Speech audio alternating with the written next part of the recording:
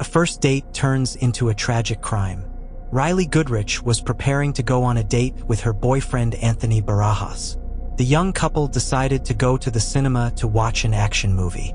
While Rylee was watching the movie, she kept texting her mother, telling her what she was doing. But after some time, the messages stopped.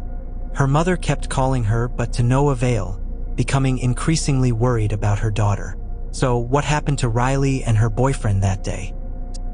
Rylee was born on September 9, 2002, in the city of Corona, California. She was the only child of the family and had a close relationship with her parents, especially her father, who was always there for her when she needed help.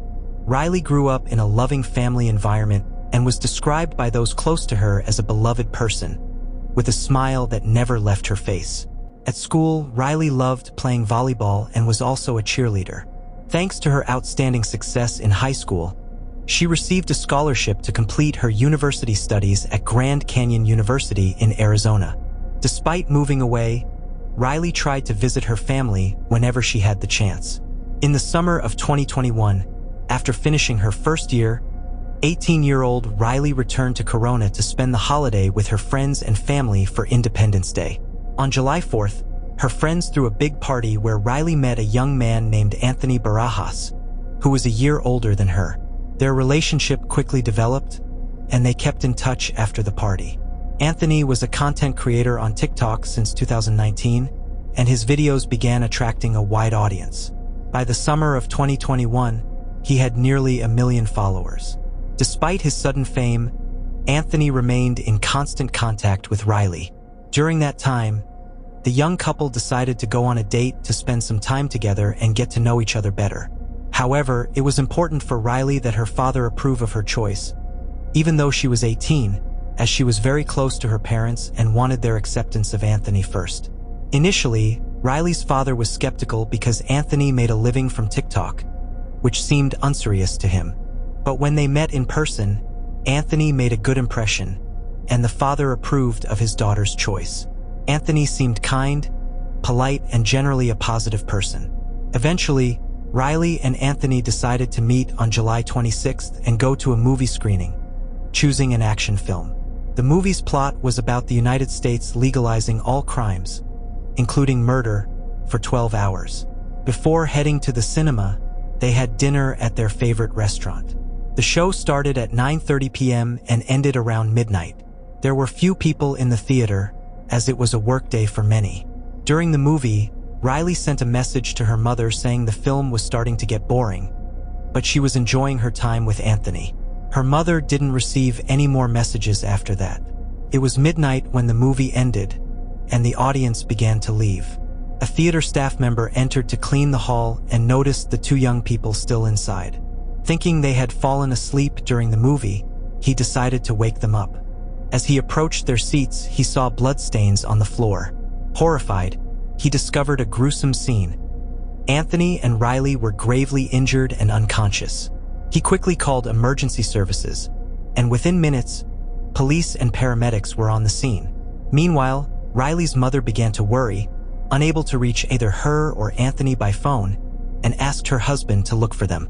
Upon examination, paramedics confirmed Rylee was dead, and Anthony was rushed to the hospital in critical condition. Upon learning that their only daughter had died, her father broke down in tears, unable to accept her death. She was both his only child and his best friend. The police couldn't provide any details to the family about what had happened, as they had no idea what had transpired in the theater. Investigators immediately began examining the crime scene. Initially, it was difficult to understand what had happened, with the only known fact being that Rylee and Anthony had both been shot in the head. However, there were no clues at the crime scene to shed light on the incident. The story quickly spread through California and then nationwide. In the early hours of the investigation, there was a theory that Anthony might have been the shooter, killing Rylee before shooting himself. But the police dismissed this idea since no weapon was found near the scene.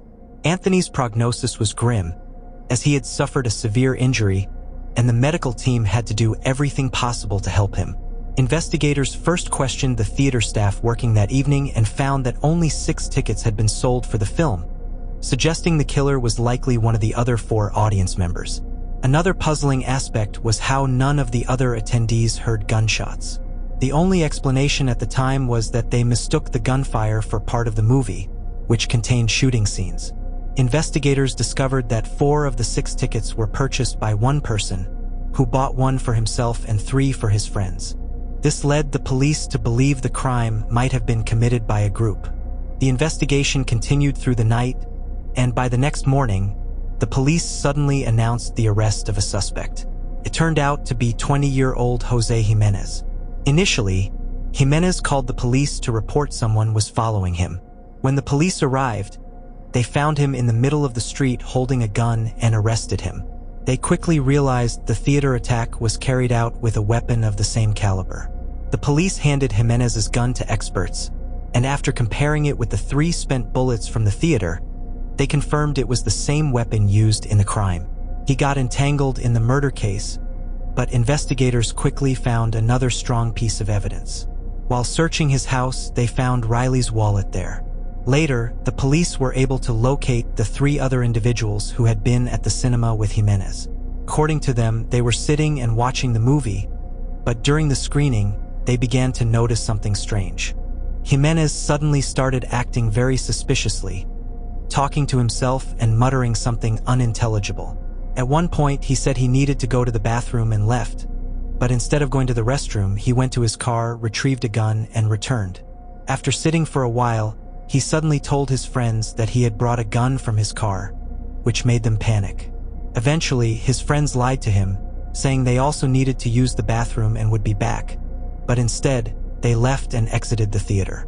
The friends did not report anything they saw to the theater staff, nor did they point out Jimenez's undeniably suspicious behavior that indicated he was planning something bad.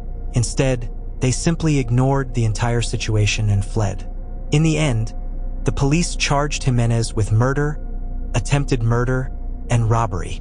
On July 31st, after extensive efforts to save him, doctors announced that Anthony had passed away. Things did not look good for Jimenez, as the evidence against him was nearly certain to result in a death sentence.